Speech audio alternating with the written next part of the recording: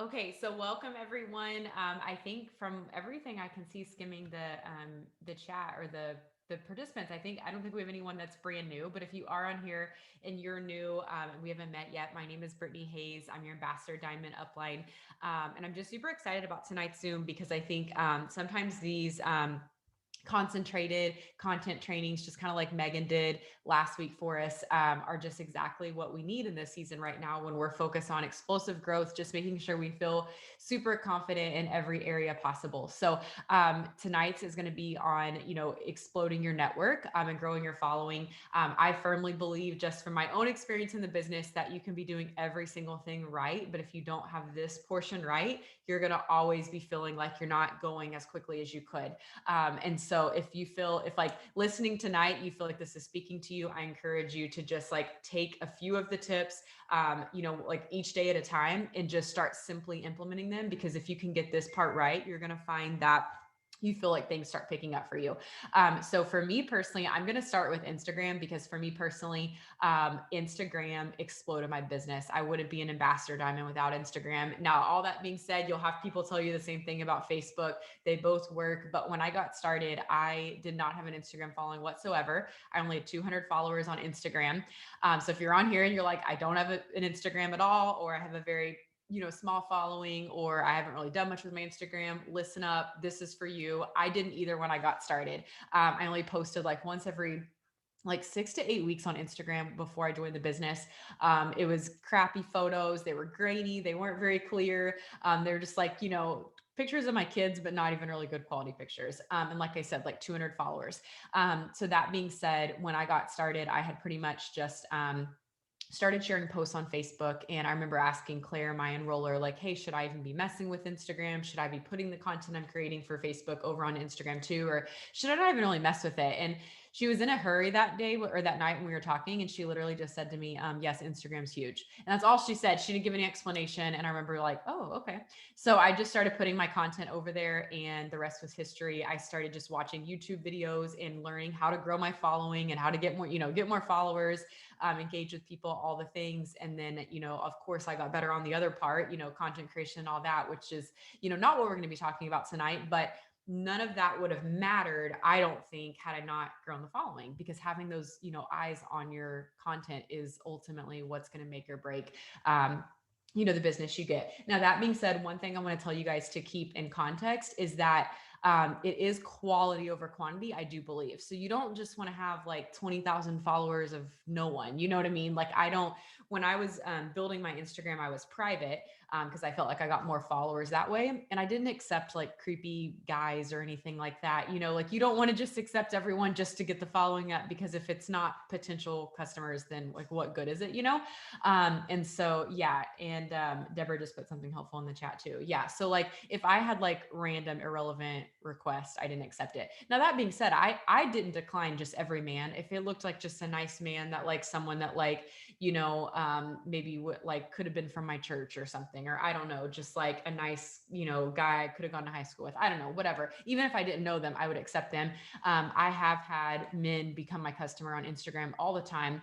I've had men that have bought like collagen for their wives, reached out about hair, skin, and nail for their wives, stuff like that. I've had men that have ordered Hydrate on Instagram, Thermifite X, the coffee. So I don't deny like every man. I'm just saying, like, when you get like, guys that look like ISIS requesting you, yeah, don't accept them just to get more followers. Like, cause that's, the way Instagram works is there's an algorithm. So if you have like a certain percentage of your following engaging with you, your content's going to be seen at an appropriate rate. So like if you're accepting a bunch of people who are not really relevant or just going to be ghost followers or whatever, then you're going to notice that your content's not getting seen as much. So it's better for you that it's like actual relevant people. Does that make sense? Okay. Megan said blocking sugar daddies on the daily. Yeah, definitely. Like when you get those weird requests, like just go ahead and block them. And I feel like I shouldn't have to say this, but I do, because I have people that literally say they accept everybody because they want the number to go up. And I'm like, no. Like, don't get so caught up on the number that you're accepting anyone, because that's not really helpful either. So Arabian proposals. Yeah, exactly. Okay. So the best way that I have found to grow my Instagram following is super simple. There's actually two ways. Okay. So if you're on your phone right now, if you just want to pull up pull open Instagram so you can kind of like go through this motion with me. I feel like it'll be helpful because even though this is very simple, sometimes people will come to me after and they're like, what were you saying? I don't really know what you meant. So let's do this together. Okay. So there's two things. Number one, you can go to your news feed and find a picture on your newsfeed, not of another distributor, because I know you guys follow each other. A lot of us follow each other. And so if it's a distributor, keep scrolling till you get to a non-distributor post. But like, here we go. I have a post that's like a wedding photo of one of my followers. You can't really see that. What I would do is, this is not another distributor.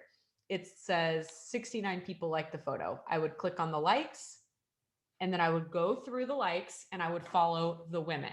That's just me. I follow, and I try to follow the ones that are private if possible. A quick way to know if someone's private, if you can see the pink story circle around their name, there you automatically know they're public, because you can't see a private person's story. So if you see a pink story, they're public. I'd go past those personally. I just don't think public people are near as likely to follow back. I'm public and I don't notice if you follow me. Like, there's just so many notifications, I'm not going to see that you followed me. And that is the way for most public accounts. But private accounts, they have to see it because they get a request from you. So skip past the ones that have the pink circle, keep going to the ones that don't, and then just start requesting. And again, just the women is what I do. The reason I do this way, where I click on the likes and not actually like go to their profile and click on who they're following, is like, if you go to their profile and click on who they're following, you don't know that those are active Instagram accounts. Those could have been people that they followed like 5 years ago and haven't been active. So where a lot of people get frustrated is they go to something like that and they think they hit the jackpot and they're like, follow. But like, those people maybe haven't been active on Instagram for a long time. And so they're not even going to see your follow request, much less follow you back. Do you see what I'm saying? Whereas if it's the likes of a recent post, you know those are active Instagram users because they literally just like to posted 5 hours ago or posted yesterday. Does that make sense? So that is what I have found to be the most effective way. I started using this method probably around the time I was a Ruby. And I mean, by the time I hit my 1 year anniversary, this was probably 4 or 5 months into the business. By the time I hit my 1 year anniversary, I was like over 4,000 followers. So pretty good. You know, I'd gone from like, that probably was at 300 at that point, 3 or 400. Got to 4,000 in like a 7-month period. And then I have 16,000 now. I don't even know what the rate was after that. I know by my 2-year anniversary, by the time I went ambassador, I was over 10,000. Now I'm at 16,000. So I don't really know when I hit each milestone after that. I just know I was over 4,000 at 1 year, 10,000 at 2 years. So, this method helped me a lot with that. Something I do now as well, and it's just a spin-off of that method. Honestly, I think the method I just gave you works the best, but this method also works. If you go to your Explore, so, just click on, if you don't know what Explore is, you click on the little magnifying glass, I almost said microphone, magnifying glass in the bottom of your Instagram. You've got your home screen, your magnifying glass, your little reels, the shopping emoji, and then your own, that takes you to your profile. So click on the magnifying glass, that's Explore. This is going to show you content Instagram thinks you like. So whatever you're seeing, that's what Instagram thinks you want to see. I have a bunch of inspirational quotes, stuff like that pops up on mine. But if you look at a lot of food pictures, you're probably going to see a lot of food. If you look at a lot of, pictures of people's kids and stuff, you're probably going to see a lot of that. So you're just going to see a lot of what you typically look at. Now, for me, because it's mostly inspirational quotes now, it's not as good. It's not as much of a gold mine as it used to be, but used to, I saw some mix, like I would see some photography pictures where someone had a maternity shoot or wedding shoot or whatever. And what I would do is I would just find one of those pictures. Now, it maybe was a picture that had like 2,000 likes because it was from kind of like an influencer, but same thing, I would go to the likes and then I would follow. And that's just a way to get really outside your network, because that's just a random post, so it's not anyone you're following. I mean, you just went like 5 steps outside your network. So I have good luck with that too. And I mean, you could still do it on like the inspirational quotes too. I just it's maybe just not as great of a pool. I feel like it's like a lot of random people liking it, but the key is mostly women, private accounts. So skip over the pink circle, people that have a story. And then, yeah, Megan just said something very valuable in the chat. She said, if you're going to follow a public account, you have to interact on their posts. It really is true. They're just not going to see you. And so you don't want to take it personally and be frustrated and think no one wants to follow you back. It's not like that. They're just really not going to see that you followed them. And so that's why I just have found following private accounts is best. And then also too, Deborah said it'll either say requested or following if it immediately says following their public. Yeah, absolutely. That's a good tip. So yeah, when you're going down, like we were just talking about the list of likers and your follow, what she's saying is if it says request, you know it was private. If it says following, they were public. So if it says following, you might just want to do what Megan said and click on their name and go ahead and go like 3 posts, comment on one. But yeah, I personally try to just stick to private accounts. I just think I get a greater return on my investment. Now, the next thing I'm going to tell you guys is my investment of time. That is, the next thing I'll tell you guys is that to clean up your following, you want to do this every few days. You want to click on who you're following. So just go to your Instagram profile with me real quick. So if you're looking at mine, it says, see, you have my name. I don't even think I need to turn my exposure way down. Okay, so you see my name, you see who I'm following or who's following me, and then you see who I'm following. So you want to click on who you're following. And when you click it, there is a way to sort. And I'm not going to show you this because you can just look at this, but it says sort by default. That's what it's on automatically. Or you can change it, date followed latest, date followed earliest. So a really good tip if you've never done this. Now I don't do this anymore because I've already done it, so it's irrelevant for me. But if you've never done this, you can do this. You can click on date followed earliest and go through those early people that you followed, because these are people you followed when you first started your Instagram. And you might find a lot of them haven't been on Instagram in like years, especially if you've had your Instagram account for a while. So I did this a long time ago. Again, it's irrelevant for me now, but you would basically just click on the old people that you followed or the early people that you followed. And if you notice that their latest post on Instagram was like 2014, you probably should just go ahead and unfollow them. It's literally irrelevant for you to keep following them. They're not active. So it's not like Facebook where it's offensive, like you just unfriended them. You're just unfollowing them. Like they can still follow you. But that just is going to bring your following number down, which I think is good, because that way you're only following people that you're actually interacting with, that are actually active Instagram users. So you can do that. Once you've done that though, to keep your following cleaned up, you would go to date followed latest. So these are all the people that you followed. So let me see if I can show you guys this. Let me turn my exposure back down. So basically, I'm on date following latest. So let's say I click on this very first person, okay? Oops. When I go to their profile, if I want to know if they're following me back, what I'm going to do is I'm going to click on who they're following. If they are following me, my name will be right at the top. Is my name there? Yeah, my name's there. So see how it says Brittany Hayes right at the top? That means they're following me back. If I clicked on who they're following and I was not the very first person at the top, they are not following me back. And so this is like, yeah, you got to take some time, but like what I'll do is just like, let's say I followed, I don't know, 100 people last night and 100 people the night before. Some of them have followed me back because remember, I followed private accounts only. So some of them have requested. I mean, some of them have accepted my request and didn't follow back. Some of them have accepted my request and followed back. Well, if I'm trying to figure out who followed back and who didn't, I might go through a couple days later and just go through like that and just go to each single one. And then if I see they're following me back, cool, I'm going to go back to the master list. And then, so here's my master list, my latest followers. So I just would go one right after the other. So she's following me back. She's following me back. Maybe I get to her. She's not. I'll unfollow. And then just keep going down the list. And this doesn't have to take a long time. Like it probably sounds a little bit intimidating, but it'll take you 10 minutes. And then you just cleaned up the latest people you followed. Because what happens is if you don't do this very often, you're going to find in a month from now, 2 months from now, if you've been consistently following people, now all of a sudden you're following like 5,000 people and you've got 2,000 following you. And you're like, oh my gosh, how do I balance this? And that's when it gets overwhelming. So I recommend just like once or twice a week doing what I just described and just unfollowing the people that didn't follow you back, unless it's someone you're following that inspires you. Like obviously I have a few influencers I follow, some just inspirational people that I get either ideas from or whatever. So yeah, there's obviously going to be some people that you follow that don't follow you back. But as far as like people you're trying to engage with for the purpose of, them seeing your content and, potentially being a customer one day, potentially being a distributor, you do want to make sure they're actually, seeing your stuff and following you back. So another thing you can do is if you go to someone, you see they're not following you back, but you're like, oh man, this looks like someone I would really get along with. Like, I really wish they'd follow me back.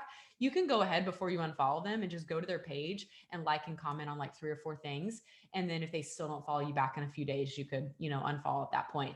And then what's also going to increase your follow back rate is if your profile's private. So until you get like over 10,000 followers, I really recommend being private. The one exception to this, and this is where you have to just make a judgment call, it's a little bit less cut and dry now than it used to be, is reels. If you do a lot of reels and you're using hashtags for your reels and stuff, I mean, you want to be public for it to be seen. I do think being private is the best way to get your following up. But if you're private, your reels aren't going to be seen. So that's kind of like the one thing that's tricky. But if you're not doing reels heavily, or you're only doing reels every once in a while, I would definitely be private, just because I think you're going to get your following up faster. And then once you get your following up over 10,000, you can switch over to, public at that point. So I did not go public until I was over 10,000 though. And it wasn't even right after. I think I sat there for a little while, still growing, and then switched to public. So, and then once you switch to public, you want to utilize hashtags. That will also help trickle in more following. If you're private, don't worry about hashtags. If you're private, hashtags are completely irrelevant because your posts aren't going to show up in search engines with hashtags if you're private. So only worry about hashtags if you're public. I'll give a couple tips with this real quick, just because I know we have a few people on here who are public. But if you are public, my best tip is make sure you're downloading the app. Caption Writer. It's free. And actually, everyone should download Caption Writer. If you're wondering how to get your Instagram posts to stay nicely written, where the spaces are there like they're supposed to, and it's not all clumping together, that happens on Caption Writer. So what I do is I write my post on Facebook, I post it, and then I copy it, plug it into Caption Writer. I have hashtags saved at the bottom of Caption Writer all the time. So once I just posted my caption that I already wrote for Facebook, I click at the bottom, copy with spaces, and it's got my entire post I just wrote with the hashtags I have saved at the bottom. And then boom, I go paste it on Instagram. And when you paste it on Instagram, the way Caption Writer works is it's not going to all clump together. It's going to stay spaced nicely. And then you have your hashtags always there. So you can look at my Instagram, like my posts, to see the hashtags I use. You would want to use your own, obviously, because a lot of mine are like relevant to Florida and stuff like that. But it will kind of get your wheels turning for those of you who are public, kind of what I use. So you want to use the full 30. I mean, it's like one of those things, like whatever's available, you want to use it. You always want to make sure you're tagging a location, even if it's just the city you live in. So, I mean, I have posts where I literally just tag Cape Coral, Florida. But when you tag a location, your post will also show up in that location, like in that city's, whatever you want to call it, feature on Instagram. And so I will sometimes get people following me just from seeing that I tagged Cape Coral or tagged Fort Myers or, Sarasota or whatever. And then a tip if you're traveling and you're public is you can hashtag your post blank blogger for whatever city you're at. So when I went to New York, it's called Caption Writer, like write, like I'm writing you a letter. So WRITER. But anyways, like when I went to New York, when I went to Boston, stuff like that, I would hashtag like New York blogger, NYC blogger, New York City, NYC, like anything New York I could do, because as people are, searching New York stuff on Instagram, because they're about to go to New York, they're going to see your posts. And then same thing with Boston. I would do Boston, Boston blogger, just anything like that. When I go to Sarasota, I always do Sarasota blogger, because there's people that when they're traveling to places, I don't know why, but they look for the city in blogger, because there's a lot of like travel bloggers who will document like their adventures in a certain city. And so that's a popular thing. When other bloggers go to other cities, they look for that. And so, yeah, that's just a great way. Like what's funny is when I went to New York with Claire, that was August of 2019 for my ambassador trip. We had this photo shoot in New York. We went to all these cool places, and I hashtagged heavily New York, like all the things for all those posts. I still get followers from New York to this day, because my insights on Instagram, since I have a creator account, it'll show me like where my followers are coming from. And to this day, it'll say from like hashtag NYC, hashtag New York blogger. So it pays to use good hashtags, because those posts are forever there. They're forever in the like hashtag search engine. So, but again, it's only relevant if you're public. If you're private, don't worry about any of that right now. Worry about the first tips I shared. That was just for the few of you that are public. And then if you're private right now and you're like, oh, but I will be public one day, you can watch the recording on my YouTube and get all the tips then. But what I find is just like, this is me anyways, how I learn best and how I grow best when I'm getting tips from people is I take what's relevant for me right now. If it's not relevant for you right now, don't stress about it, because you can always go back and rewatch it, take it in later when it is relevant, but focus on what's relevant right now. That way you're not overwhelmed, because when we allow our mind to get overwhelmed, we just tend to kind of shut down and then we don't want to do anything. And that happens to literally the best of us. So take the tips that are relevant for you now. Okay. So for now, we're going to just kind of go over to Facebook for just the last little bit. Facebook, I actually think is like way easier and way less complicated to grow. I think the only way to really not grow on Facebook is if you're just overcomplicating it and not trying. Instagram, definitely, there's like a little bit more, just what am I trying to say? Just like steps in general. But Facebook is really not so. It's so much more cut and dry. So for Facebook, my best tips, they haven't changed after all these years. When I'm pretty much maxed out all the time at 5,000 friends now, so I don't do it very often. But when I do clean it out and go back down to like 4,800, 4,700, I do this exact same thing to get another 100 more. But my best tip is to go to a popular guy from high school or a popular guy from college, or it could even be a popular guy from your church. Maybe it's the youth pastor at your church. I don't know. It needs to be a guy, though, who's pretty popular, who has a lot of friends. Go to his Facebook. And then what you're going to do is you're going to go to not mutual friends. Sorry. You're going to go to friends. And then you're just going to start adding any girls that he's friends with that you have like 3, 4, 5 mutual friends with, which you may be thinking like, oh, I probably don't have that many, friends with several friends in common with him. You do. I promise you. Like, it's crazy. Like, you could go to a random person's Facebook and there's probably going to be 50 people that they're friends with that you have 5 mutual friends with. And then there's probably another 50 that you have 3 mutual friends with. Like, it just will blow your mind how small, the world is, and how, we're all pretty closely connected. Actually, it's kind of scary. So the whole 6 degree of separation, it's definitely a real thing. So go ahead and be thinking of someone right now. You can do multitask while I'm talking and go ahead and start adding. You can add really quickly this way. You can add 50 friends right now, literally in the next 5 minutes I'm talking. So this is not something that should scare you or intimidate you in any way. Do this every single day. And I'm telling you, you will explosively grow on Facebook. This is how I went from, I think I had like 2,000 friends when I started, and now I have 5,000. I've been at 5,000 for a long time. I don't even know how long. I think 2 years now.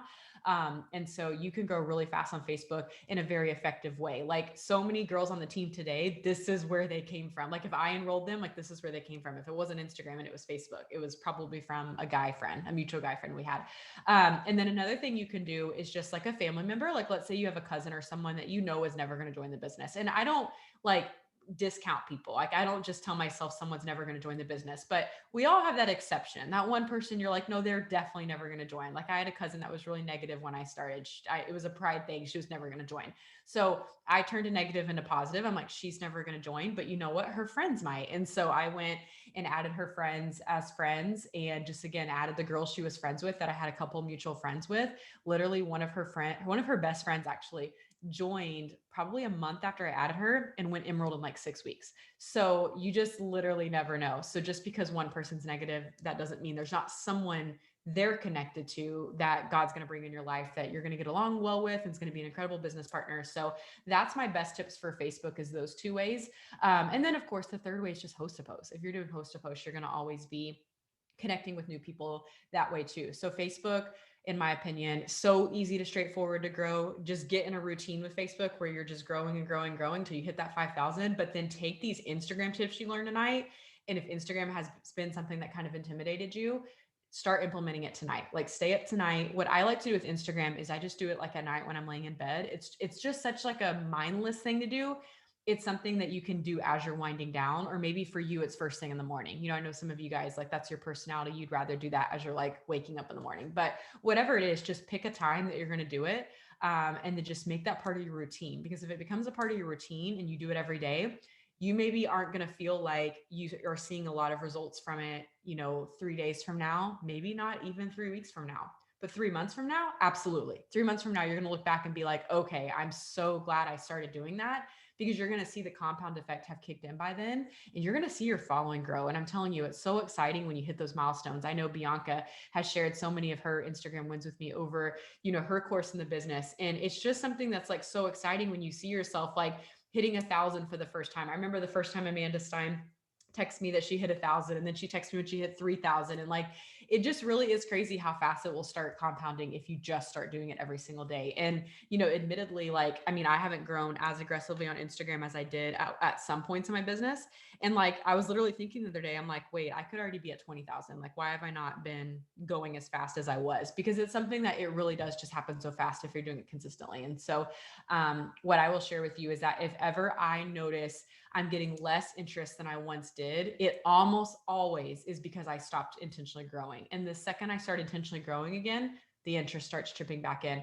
But you can't expect the same people to be seeing your stuff and then like your interest to stay peaked at where it was. So if you're like, ask yourself, like, if you feel like you're getting less attention on your content, just ask yourself, like, have I been growing the way I should? And there's no shame in like admitting, because like I said, I noticed this with myself even to this day, and I have to be real with myself, like, okay, you haven't been growing as fast.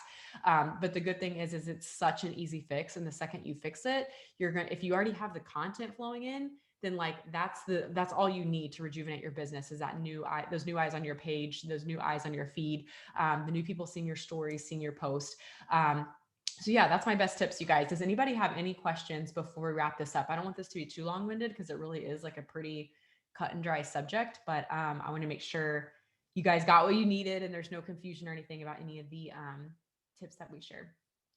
Yeah, Bianca said she went from 400 followers in April 2018 to almost 6,000 now. That's amazing. So literally just a little over 2 years, 400 to 6,000. That's incredible. Good quality content and good followers equals a thriving page. Yeah, absolutely. So if you go, how do you know if you're private on IG? So go to your settings, I think it is. Let's see. So you're going to click the 3 lines in the top right. So if you're looking at your profile, like go to your Instagram where you're like seeing what your Instagram looks like to other people, go to the top right, click the 3 lines, and then click settings, and then click privacy. And then it says private account, and you would click that little button and make it green. If it already is green, then you're already private. Well, and you should know if you're private because you would be getting follow requests. If people don't have to request you and it just says they're automatically following you when they follow you, then you're public. Oh, Lacey, I'm so glad that this helped you. You know, it's such a small topic. Like, it's funny, when I was planning the Zoom for today, I was like, I feel like that's really not going to be enough to talk about for a full team huddle. But then I'm like, well, actually it will. Like, I feel like these, concentrated topics a lot of times are perfect because, thank you, Bianca, for sharing that in the chat. Because it's not too much information overload, it's just enough, and if you take that and you apply it, then you're going to be ready for all the tips you get next week on something else. So I'm glad that this helped. Can I say one tiny thing real quick? Yeah, go ahead. So this was a tip that I learned years ago when I started, and it was a little bit more relevant then. It is definitely much better to unfollow by hand, but if you find an app like Unfollow, I don't recommend using the mass unfollow. It'll let you unfollow like 50 to 200 at a time. I never do that. But what you can do that's a really easy fit is to find something like Unfollow that will give you an easy option and tell you exactly who is not following you back. And then from that app, if you literally just tap on the name, it takes you over to Instagram. And Brittany told me a long time ago, she said, if they're not following you back, it doesn't hurt to unfollow them. So she said, if you want them to follow you, just like she said earlier, tap and liked several of their pictures and then unfollow, because if they see that you have liked a few things, they might follow you back. But if they don't, no harm, no foul. They're already not following you. So I really like using the app Unfollow because it takes away just one step of me trying to go and like hunt down and find the people that aren't following me back. So I use the app, I tap into Instagram, and then I do it by hand so that I can manually like and comment and then unfollow. Then I jump back to the app and go to the next person. And I'll just do like 10 or 12 at a time. It literally takes like a minute and a half, but it's a really good way to find who's not following you and save yourself just a minute of like researching that. Yeah, for sure. Yeah, that's definitely a good tip. And a lot of those apps do still work. You just have to use them smartly, like Deborah said. So You just have to use them manually and not like mass unfollow because you will get blocked. Yeah. Does anyone else have any questions before we wrap up? Bianca said, I've also been using the lease. Oh yeah, that's it. I forgot about that. Yeah, Bianca, you're full of great tips tonight. I've also been using the least interacted with option on Instagram too. So kind of the same thing as where I was telling you can sort. So if you click on who you're following, right above where I was talking about, it says least interacted with, most shown in feed, which ironically my most shown in feed, the first person is Monique. That's so funny because literally I see Monique every time I open Instagram. I see all her reels. So it'll show you your most, and definitely I think it's good to click on that for curiosity and just like see who it is. that you're seeing the most in your feed, and then make sure they are people you're interacting with. But then least interacted with, you're going to see a whole people like mine's, or a whole list of people. Mine says 50 people that I don't interact with, and these are people that you are following. So that's a super good thing to look through too. And what you can do is you can click on them. Like I just clicked on someone in my least interacted with, and they're not following me back. So perfect. If you're not interacting with them and they're not following you back, then even more reason to not be following them probably. So, okay. Do we have any questions? Yeah, and Bianca just clarified that it's a separate category. Does anyone else have any questions before we go?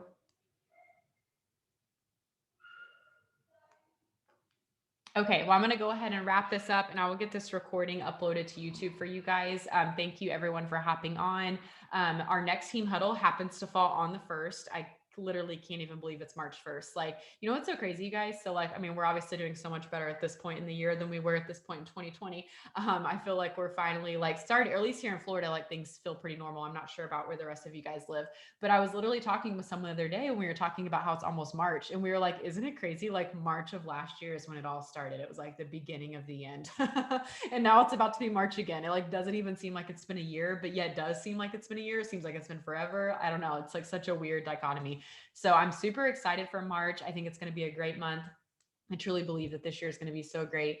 So definitely make sure that you have an alarm set in your phone, have your calendar set for next week's team huddle. Next week's team huddle, we have 2 special guests that'll be on, welcoming March with a boom. And then we've got some great content that the other leaders of Fire Tribe have planned for the other Mondays throughout March. So I'm super excited about what they'll be delivering. But we love you guys so much. I hope this was helpful, and I will see you guys next Monday. And if you guys see anything, as always, let us know. Bye, guys.